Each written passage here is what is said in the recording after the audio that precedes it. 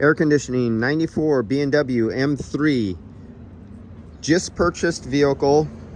It's going to go for used car sales. It's going on to auction in a matter of hours. So they want to get the air conditioning up and running to see if it works.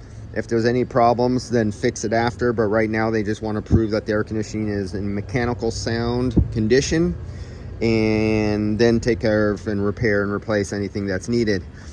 Other than that, no known history other than doesn't cool at all.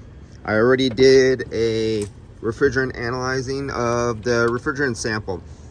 Excessively large amount of air. That's very unusual because it has 20 psi of refrigerant in it. And I go, how can it have an excessively large amount of air in the system if it has 20 psi? It should be 20 psi of pure refrigerant, and I would not get this excessively large amount of air as if it was just pure air, like some numb nuts went with a shop air, compressed air, and put it in there because they want to look for leaks or they want to prove the compressor works or something like that. You know, no stupid ass would ever do something like that. But according to this, I got basically pure air in the system at 20 psi.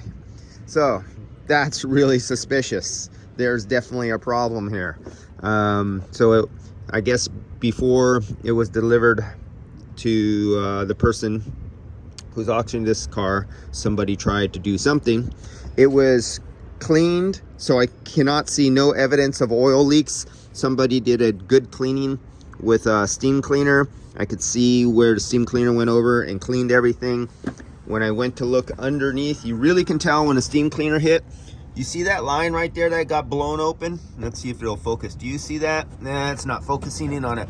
But you see that rip line?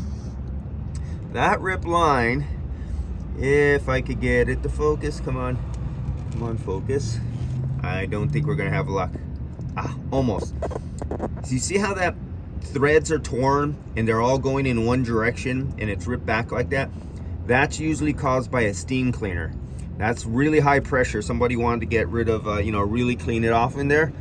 So I know I'm not going to find no oil residue anywhere because they wanted to sell this and make it look really clean. So any of my visual inspections will be worthless on this car unless I could really find something they didn't get and clean. So now I'm going to high pressure dry nitrogen, use the ultrasonic leak detector. If I have any refrigerant in there, I'll test it with the refrigerant leak detector and use the minute amount of refrigerant that's left in there as a trace gas to help look for leaks with both the refrigerant the refrigerant leak detector and the ultrasonic leak detector at high pressure. So we're going to skip to that next. Watch the next video. You'll see I'll have the pressure with the dry nitrogen and refrigerant mix up to 170 psi, and we'll see what I come to.